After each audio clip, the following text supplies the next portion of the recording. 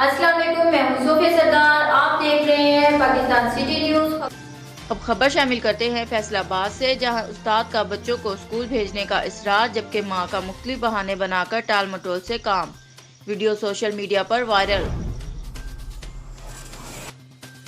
कोई नहीं सकादत पता किदे ना अच्छा ਹੁਣ ਉਹਦਾ ਪਿਓ ਨੂੰ ਮਗਰ ਲਵੇਣ ਗਿਆ ਕੀ ਕਰੇ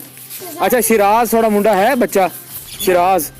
ਤੇ ਸਕਲੈਨ ਨਹੀਂ ਸਾਡਾ ਹਾਂ ਹਨ ਹਾਂ। ਨਿੱਕੇ ਮੇਰੇ ਉਹ ਕਿੱਥੇ ਹੈ ਉਹ ਤਾਂ ਇੱਥੇ ਵਧੇ ਨਹੀਂ ਉਹ ਬੁਲਾਓ ਉਹਨੂੰ ਭੇਜੋ ਨਾ ਸਕੂਲੇ ਫਿਰ ਦਾਖਲ ਕੀਤੇ ਜਾਂਦੇ ਇਦਾਂ ਇਦਾਂ ਦੇ ਭਲੇ ਨਹੀਂ ਆ ਗਰੇਨੀ ਕਿਉਂ ਨਹੀਂ ਤੁਸੀਂ ਕਿੰਨੇ ਮਹੀਨੇ ਹੋ ਗਏ ਤੁਸੀਂ ਭੇਜਦੇ ਨਹੀਂ ਹੈਗੇ ਨਹੀਂ ਪਿਆ ਜਾਂਦਾ ਉਹਦਾ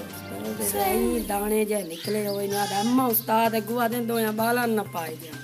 ਨਹੀਂ ਵੇਖੀ ਤਾਂ ਸਹੀ ਨਹੀਂ ਨਹੀਂ ਕੋਈ ਉਸਤਾਦ ਨਹੀਂ ਕਹਿੰਦਾ ਇਹ ਆਪਣੇ ਕੋ ਮਾਰਦੇ ਆ ਭਾਈ ਉਹ ਨਹੀਂ ਜਿਹੜਾ ਰਮਜ਼ਾਨੀ ਦਾ ਉਸਤਾਦ ਹੈ ਹਾਂ ਉਹ ਆਦਾ ਕਿ ਸਾਰਿਆਂ ਬਾਲਾਂ ਨੂੰ ਪਾਏ ਵਾ ਨਹੀਂ ਕੋਈ ਉਸਤਾਦ ਨਹੀਂ ਹੁੰਦਾ ਜਨਾ ਤੁਸੀਂ ਭੇਜੋ ਉੱਥੇ ਨੂੰ ਨਿਕਲੇ ਵਦੇ ਨਹੀਂ ਤੋਸ਼ ਦਾ ਤਾਂ ਨਹੀਂ ਤੁਸੀਂ ਦਵਾਈ ਲੈ ਕੇ ਦਿਓ ਨਾ ਤੁਸੀਂ ਉਹਦੀ ਦਵਾਈਆਂ ਸਾਇ ਕੀਤੀ ਖਲਿਆਂ ਟੀਕੇ ਲਵਾਨ ਤੇ ਤੇਲ ਜਿਦੂ ਦੇਸਨ ਉਹ ਲਾਏ ਤਾਂ ਹਟਦੇ ਹੀ ਨਹੀਂ ਪੰਜ ਕਰੀ ਚਲੋ ਭੇਜੋ ਉਹਨੂੰ ਫਿਰ ਸ਼ਿਰਾਜ਼ ਨੂੰ ਖਲੇ ਨਹੀਂ ਆ ਨਹੀਂ ਨਹੀਂ ਗਰੇਨੀ ਨਹੀਂ ਲੈ ਕੇ ਜਾਣਾ ਮੈਂ